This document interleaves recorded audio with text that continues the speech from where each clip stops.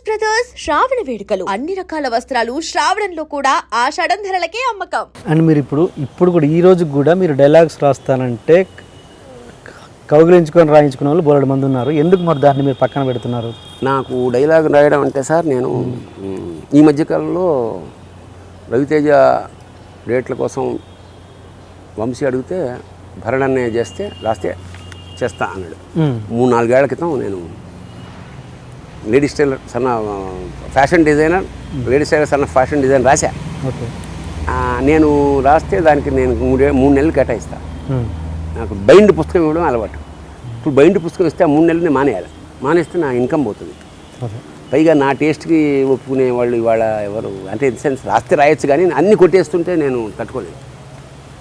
ఏదో రీజనబుల్ 80% అయినా నాది ఉండాలి.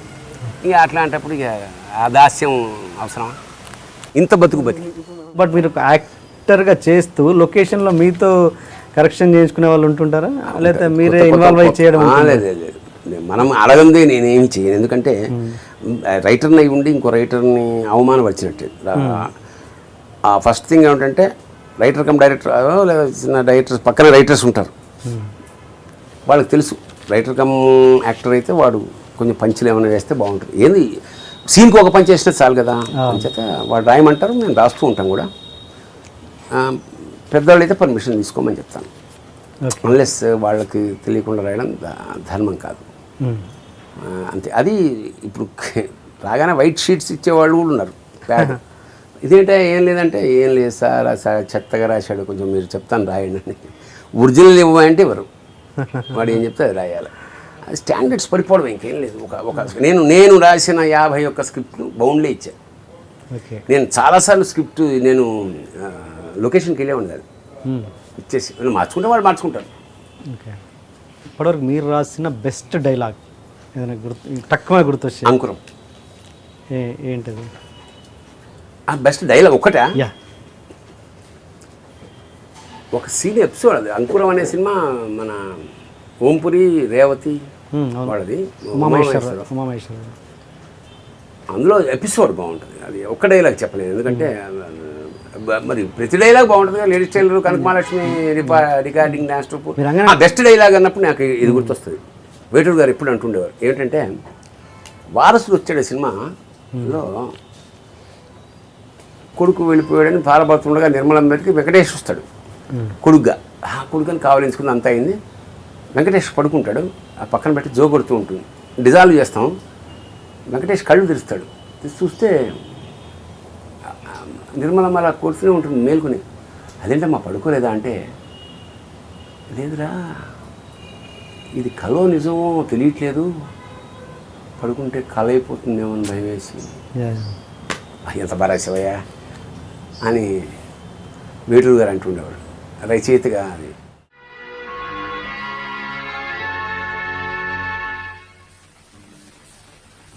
ఇంకా నువ్వు నిద్రపోలేదమ్మా? 18 ఏళ్లుగా కళ్ళల్లో ఒత్తులేసుకుని నేను ఎదురు చూసిన బిడ్డ ఒక్కసారి ఎదురొచ్చి అమ్మా అని పిలిస్తే ఇది కలో నిజమో నమ్మలేకపోతున్నాను రా. కళ్ళు మూసుకుంటే ఇది కల అయిపోతుందేమోననే భయంతో కళ్ళు మూతలు పట్టం లేదు బాబు.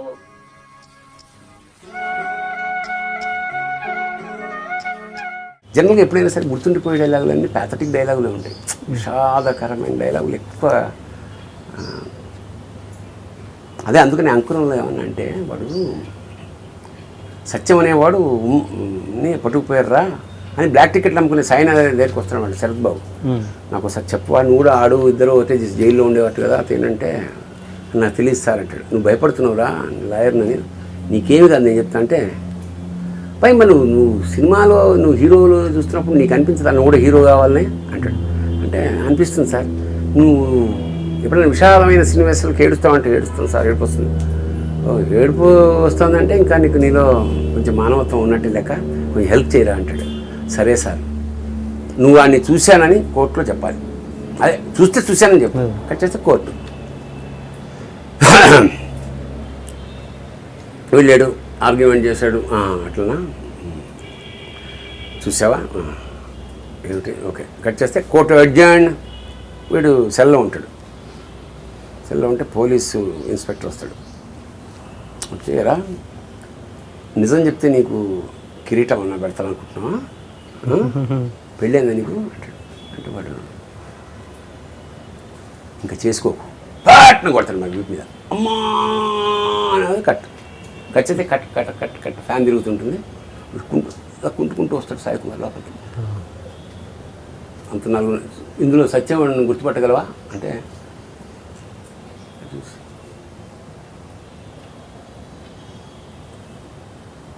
అబద్ధం చెప్పేసి అని అర్థమైపోయింది.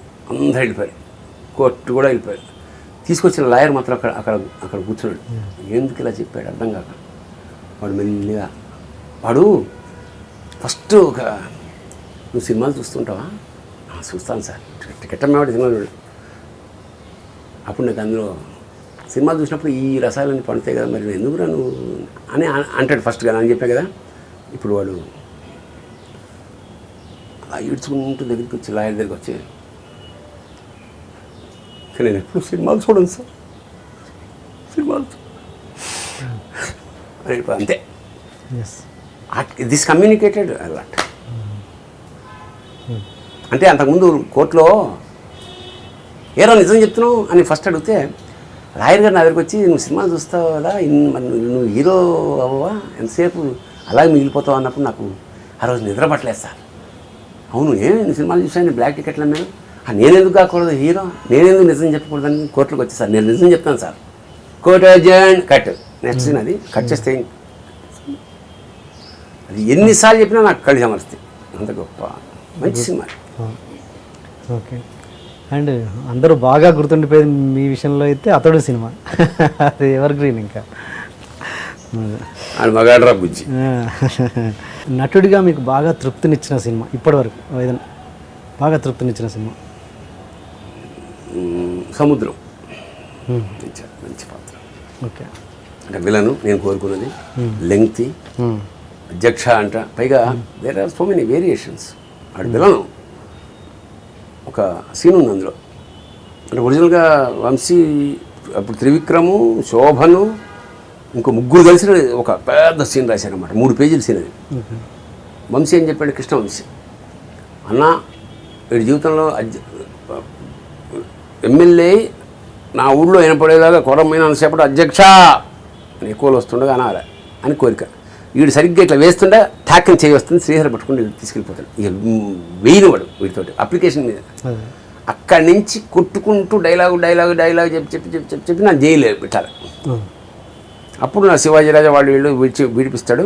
ఇది 3 పేజీల డైలాగు అని నేను చెప్తుంటా, అన్నా వద్దు కామెంట్స్ మీద ఒట్టు దాని మీద ఒట్టు ఇది చేస్తా అది చేస్తా నీకు ఇది చేస్తా ఏదో చెప్తే నేను అన్నాను కృష్ణవంశీతోటి, ఎప్పుడైతే వీడు చెయ్యిలా పట్టుకుని వాడి జీవిత కళలు ఏదైతే ఉందో అది దెబ్బకొట్టేశాడో ఇంకా వాడు మాట్లాడి నోట్ పడిపోయింది అక్కడికంతే. Absolute silence. తీసుకెళ్ళాడు జైలు, ఏం మాట్లాడినా అది బెటర్ అవుతుందేమో అంటే కట్ చేస్తే ఇప్పుడు తీసిన సీన్ ఇదే, ఏం మాట అంతే, అబ్సల్యూట్ సైలెన్స్. వస్తా జైల్లో ఉంటా, జైల్లో కూడా ఇలాగే ఉంటా, ఏదో వాళ్ళు వింటులు వినిపిస్తుంటాయి, కెరుపులు వినిపిస్తుంటాయి. వచ్చు శివాజీరాజు అయినా వాడి ఇంకా జీవితంలో ఎమ్మెల్యే కాకుండా రాస్తే ఎఫ్ఐఆర్ తీసుకెళ్ళండి అంటాడు. నేను ఇలా వస్తా, ఇలా వచ్చేప్పుడు ఇక్కడ హై స్పీడ్ దగ్గరికి వచ్చాక ఒక హై స్పీడ్ షార్ట్ ఇచ్చాడు ఇక్కడ, చచాన్ చచాన్ చచాన్ చచాన్ వెళ్ళిపోతా. ఇంటికి వెళ్తా, ఒక నీళ్ళ తిన మొత్తం పోసేసుకుంటా, మొత్తం పిచ్చి పెళ్ళ ఉంటుంది. దాని దగ్గరకు బొమ్మ తీసుకెళ్ళి terrific scene, one of the best.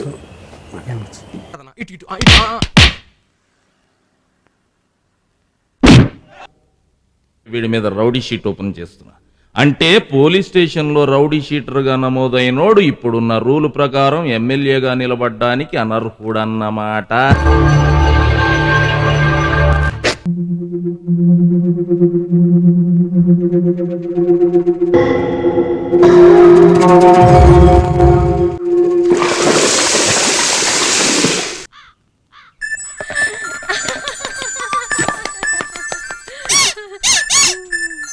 Okay sir, నా ప్రశ్నలు అయిపోయాయి. కొన్ని మా ఐ డ్రీమ్ ప్రేక్షకులు కొన్ని ప్రశ్నలు అడిగారు మిమ్మల్ని, వాళ్ళ పేర్లు చెప్తూ క్వశ్చన్స్ చెప్తాను.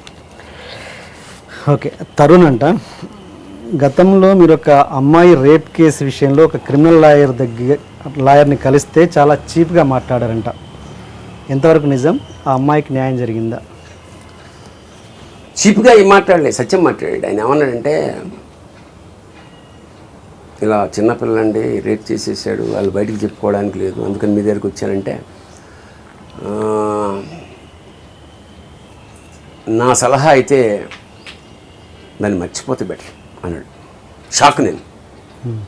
అదేంటి సార్, ఇదే మీ అమ్మాయికి అయితే చేస్తా, నేను ఆవేశంలో ఉన్నప్పుడు ఎప్పుడో కదా, ఇదే మీ అమ్మాయికి అయితే అతను ఏమి తొలగకుండా, మీరు సంప్రదాయ కుటుంబం వాళ్ళు చిన్నపిల్ల, రేపు కోర్టు కేసు వెళ్తే కోర్టుకి తెలిసి మళ్ళా అంత డిసెక్షన్గా చేస్తారు, పేపర్లో పడుతుంది, అప్రతిష్ట పాలవుతారు. అదొకటి. రెండో కోణం ఏంటంటే, మీరేదో గుండాతో కొట్టిస్తారు, వాడు మళ్ళా కొడతాడు, మీరు మళ్ళా కొడతాడు, వాళ్ళు చంపేస్తారు, వాళ్ళు ఉత్తది, మీరు చేయగలరు, అది బెటర్ ఫర్గెట్ అన్నాడు. అప్పుడు మీ అమ్మాయికైతే, మా అమ్మాయికైతే నాకు కెపాసిటీ ఉంది కాబట్టి నేను వాళ్ళని ఏమన్నా చేసేయగలను, లేదా పెళ్లి చేసి అమెరికా పంపించే చదివించి అక్కడి నుంచి అటే పెళ్లి చేసేయగలను, కోర్టుకు మాత్రం వెళ్ళను, డెసిషన్ ఈజ్ యువర్స్. తప్పేమో ధర్మంగా. తర్వాత దాన్ని 4వ కోతి అని ఆ సబ్జెక్ట్ మీద నాటకం రాశాను. ఇది ఎప్పుడు జరిగిన ఇన్సిడెంట్ ఇది? ఎప్పుడో ఇండస్ట్రీకి వెళ్ళకముందు, ఎప్పుడో it's probably 77-75. Okay. And Prasad మొన్న రజనీకాంత్ గారితో మీ స్నేహం? స్నేహమే లేదండి, అంత పెద్దవాడు. కాకపోతే ఏమిటంటే, రజనీకాంత్ గారు ఎవరి దగ్గర అయితే ఇన్స్టిట్యూట్లో చేశారో అప్పుడు వాళ్ళ గురువు ఎవరైతే ఉన్నాడో ఆయన నాకు కూడా గురువు. ఓకే. పోయారు. నేను అమ్మ అనే సినిమా సురేష్ కృష్ణ అనే డైరెక్టర్ చేసే ఇక్కడ. ఓకే. చెన్నై వెళ్ళినప్పుడు షూటింగ్ జరుగుతున్నప్పుడు భాష అనే సినిమా జరుగుతుంది షూటింగ్. నేను ఆ డైరెక్టర్ని కలవడానికి వెళ్ళాను. వెళ్తే సార్ రండి సార్ ఇరుకారే అంటే, అప్పుడు పైనుంచి మెట్ల నుంచి దిగే షాట్ ఏదో తీస్తున్నాను అనమాట. వచ్చాక అక్కడ కూర్చుని సిగరెట్ కాల్స్తుంటే వచ్చి పరిచయం చేసాం అన్నమాట. Suresh Krishna sir Bharani is a writer and actor. అప్పుడే అలాగా అట్లనా మంచిది. ఆయన సిగరెట్ వెలిగిస్తున్నాడు. ఆయన మన రాజా రామదాస్ వాళ్ళ గురు, ఆయన మాకు టీచర్ ఇక్కడ. ఆయనకి చెప్పి తర్వాత ఇక్కడికి వచ్చాడు. నేను సంభాషణ ఎలా కొనసాగించాలా సార్, రాజారామదాస్ గారు మాకు కూడా గురువు అన్న. నేను ఇలా సిగరెట్ చాలా క్యాజువల్గా ఇలా ఉండి సిగరెట్ కాల్చాను. రాజారామదాస్ పేరు వినగా నేను ఏం చేశాను సార్, అట్లాగా sir, nice great man sir, చాలా గొప్ప మనిషి అండి, నాకు చాలా హెల్ప్ చేశాడు సార్. నాకు ఆశ్చర్యపోయి అంటే మనిషి లేడు, జస్ట్ నామమాత్రం చేత అతను ఆ గురువు ఎదురుగుండా ఉన్నంత రెస్పెక్ట్ సెగర్ మూసి లానేసి ఆయన చాలా చేశాడు. వాళ్ళకి డొనేషన్ స్పాట్లో ₹1,00,000 ఇవ్వడం, పిల్లలు దగ్గర అమెరికాకి వెళ్ళాలంటే సంభవం అట్లా కనెక్ట్ అయిపోయాడు అన్నమాట వెంటనే రాజా రామదాస్. ఆ తర్వాత ఇంకొకసారి మన గిల్లీ 200 days ఫంక్షన్లో ఆయన షీల్డ్ ఇస్తున్నప్పుడు నాకు షీల్డ్ సహా బాగున్నారా. ఆ తర్వాత లక్కీగా మన జగపతి బాబు ఆయన సినిమా వేసినప్పుడు ఆయన అసిస్టెంట్ వేషం వేయాల్సి వచ్చింది. సో దాదాపు 3 రోజులు ఆయనతో కలిసి ట్రావెల్ చేశాను. తెలుగు ట్రాన్స్లేషన్ నేనే చేశాను. దాన్ని ఇంగ్లీష్ చేసినప్పుడు నేను ఆయనకి లెంగ్త్ డైలాగ్ కదా, లాస్ట్ స్పీచ్ అంతా ఉన్నప్పుడు నేను అందిస్తుండేవాడిని, ఈజీగా అందుకునేవాడు అతను. సో ఈ అన్ని అనుభవాల మీద నేను సార్ నాకు ఇంటర్వ్యూ చేద్దామని నేను ఉంది సార్ మిమ్మల్ని. అంటే ఎంతోమంది హీరోలతో పనిచేశారు కదా, నాతోటి ఎందుకు అని. మీరంటే చిన్నప్పటి ఇష్టం, పైగా మీకు ఒక కళ్ళలో ఒక సంభవం తెలియజేస్తుంది సార్. ఏదో ఏం చెప్పాను మీరైతే సార్ రేపు 6 వారాలు స్వాతిలో నేను రాశాను ఆయన గురించి. అతను కూడా చాలా కష్టం, దరిద్రం అంటే మీకు చాలా కోపం సార్, చాలా కోపం నాకు, చాలా దరిద్రం. ఎందుకంటే మా అమ్మ రాగి ముద్ద ఇంకొకటి పెట్టమంటే పెట్టేది కాదు సార్, లేదు అక్కడ ఏం పెడుతుంది, కోపం సార్ దరిద్రం అంటే నాకు.